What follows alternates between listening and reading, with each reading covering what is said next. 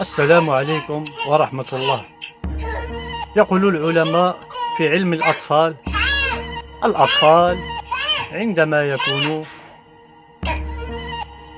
يتحاورون مع بعضهما، هما يعلموا ماذا يقول لبعضهما البعض، لهذا ينصح ألا تتدخل بينهما، قد يكون الموضوع أكبر منك، لهذا ينصح أن تتركهم يحلوا مشاكلهم بأيديهم.